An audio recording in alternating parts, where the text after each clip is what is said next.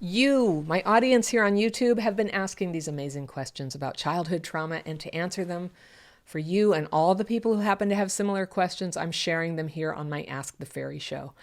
I'm Anna Runkle, also known as the Crappy Childhood Fairy, and I teach people techniques and strategies to heal symptoms of childhood PTSD. And today I'm going to be answering questions about relationships. This is one of the hardest things about having complex PTSD, I think. Romance, getting into relationships, navigating them, getting along with people in general.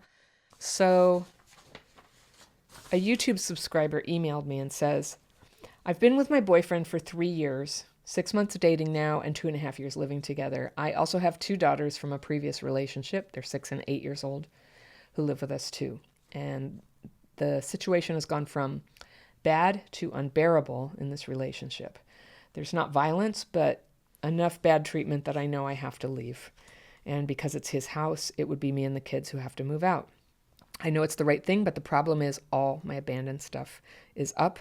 And I fear if I actually do move out, I will go back to the terrible place in my mind. Can you help? Oh, this is so hard. If you inherited that abandonment wound, what Pete Walker calls abandonment melange, it's fear, grief, and rage. All right?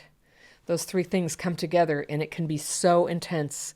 It's like getting kicked out of the world. Like you're outside the world, everybody else gets to be part of it and you don't. So it's really super painful for people who have that abandonment issue.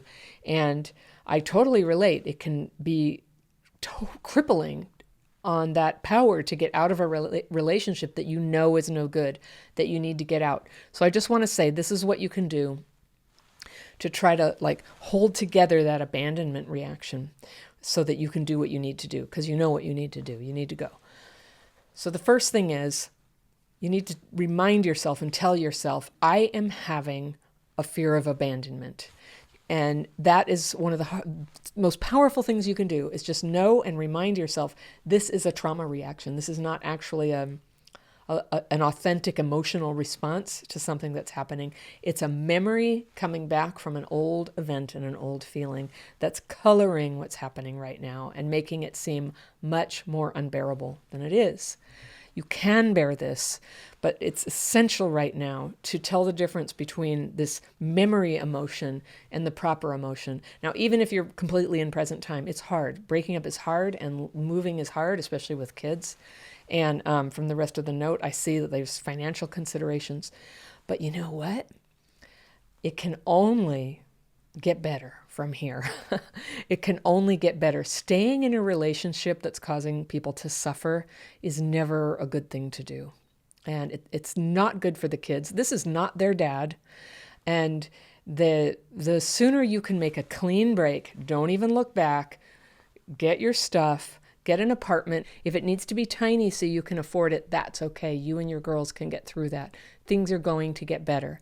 You have a job, so you can be earning. The kids can be continuing to go to school and to childcare, and you can be picking them up, and you can start to have that delicious, good feeling of living your life in a wholesome, honest way, where you're not compromising yourself, you're not ashamed of the relationship you're in, you're not modeling for your girls a woman who puts up with crap.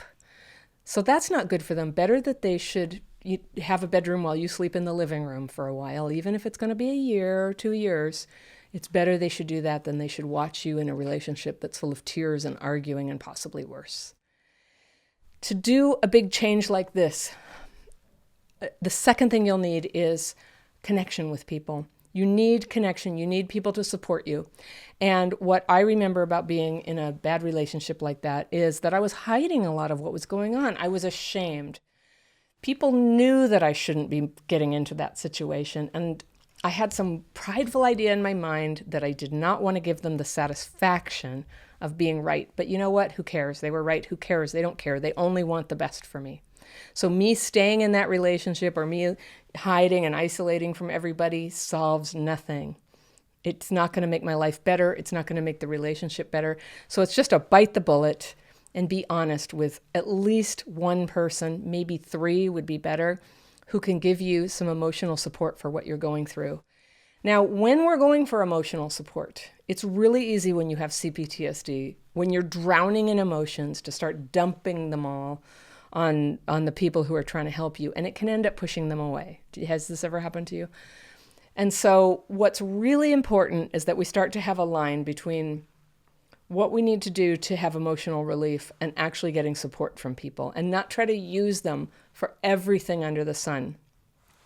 And this is where my daily practice came in so powerfully for me. It's a place, it's a piece of paper where you have a structured way to start taking these emotions, this terror, this resentment and anger about what's happened, and you can take it onto the paper and start to get it out of here, out of your heart, out of your mind, and onto the paper, and have some relief. You ask for it to be removed, or let it go if you are completely trying to do this with your higher self. And then you rest in meditation, and you come out and you just have less gunk to lay on other people. So at that point, you can call a friend. You can say, can I tell you I'm having a hard day? And when you talk about it, it's not going to be every 1,000 things under the sun that was hurting you today. It'll be the stuff that you really want some support on. And that is a lot easier for other people to cope with and to respond to.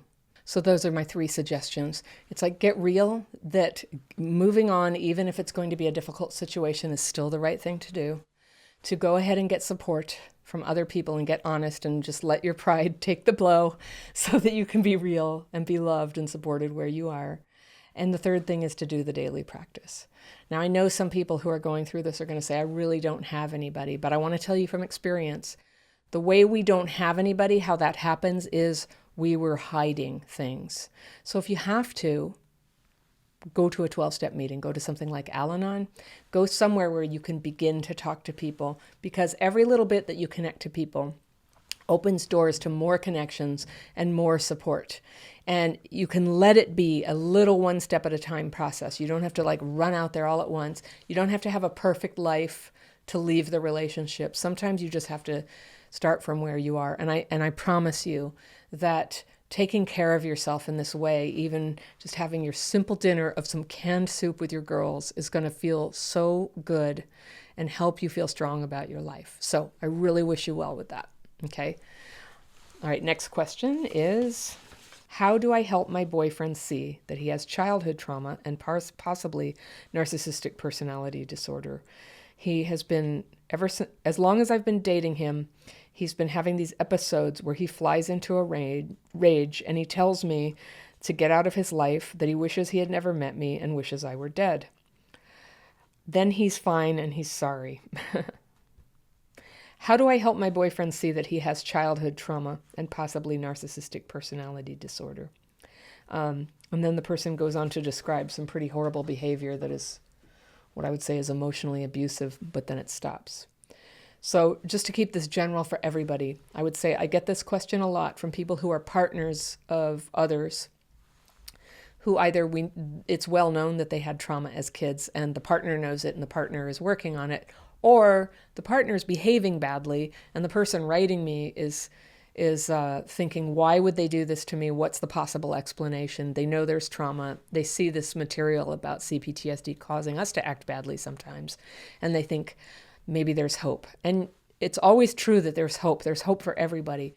But in a relationship where somebody is not acknowledging that they have a problem or expressing a desire to change, I have a very different opinion than I do about a situation where somebody says, I have CPTSD, I'm working on it, I'm trying to change. I also take issue when people are saying that their partner has all these diagnoses and it might not be diagnosed by a clinical professional, like narcissistic personality disorder. I mean, just kind of like throwing that label on someone. The question for me is, why do you want to be in a relationship with somebody that you believe has a disordered personality that means that they're incapable of treating you properly? That's what I would ask. And I would say that in my own experience that I tend to look at that question as a hidden question where it looks on the surface like it's about the partner. Why is my partner like this? How do I make him change? But the question is really about the person asking it. It's a codependent reaction to see, can I change this? Can I get control of this horrible situation? Can I make the problem stop and not have to lose the relationship? And this is where we get into like the fear of being alone again, right?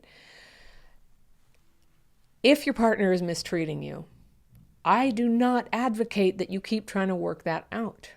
If they want to work it out with you, they will come running after you and say, I'm going to work it out.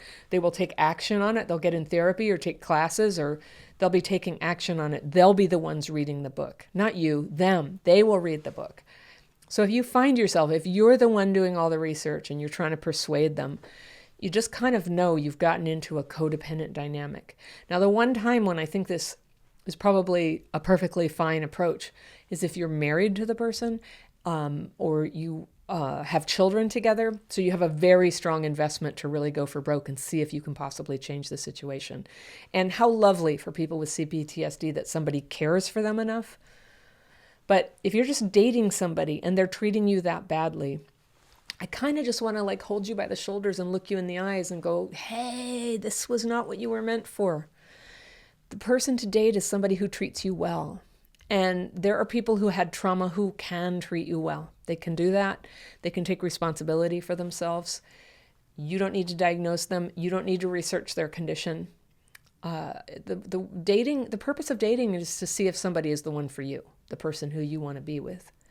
And if you see mistreatment, I'm sorry to say it, it's very unlikely the person is going to change. Only people who desperately want to change are likely to do it. So if you want to tell them one time, I read this book, or I saw this video on YouTube, this crappy childhood fairy lady, and suggest they watch it, do that. But if they're not interested, the sad truth is you've got your answer. This is not somebody who cares enough to change how they're behaving. And I would just really suggest you let it go. Just let it go and work on your own healing. When somebody asks me that, and when they're trying to fix somebody else like that, I would just say, work on your own healing. What you're highlighting for me is that you have your own trauma. And I'm telling you, if you've been living with somebody who has CPTSD active and they're not dealing with it, you have your own trauma now. And it's time for you to do your healing and time for you to get back in touch with the good things that you want and work on the things that would have you kind of holding on, being attracted to somebody who would treat you that way, and then stay with somebody like that. That impulse to try to fix them, it's coming from some old place, that maybe a child has about trying, hoping their mom will change or their dad will change. So your healing goes right on ice when you start doing that, having the magical thinking that if you could just change somebody else, you'd be okay. Okay. So the last question today is, I'm 60 years old and I've just discovered this word complex PTSD and I fear it's too late. Is it too late? No, I just want to tell all of you out there, it is never too late for you to start healing. One of my students is in her late 70s and she only just discovered this last year and she is having a whale of a time. And she lives in a senior home and she's writing and meditating every day and she's serving others and helping them. And you should see her blossom. I saw her on Zoom the other day and she's just like pretty as a rose. Her face is bright. Her hair is flowing. Her eyes are sparkling.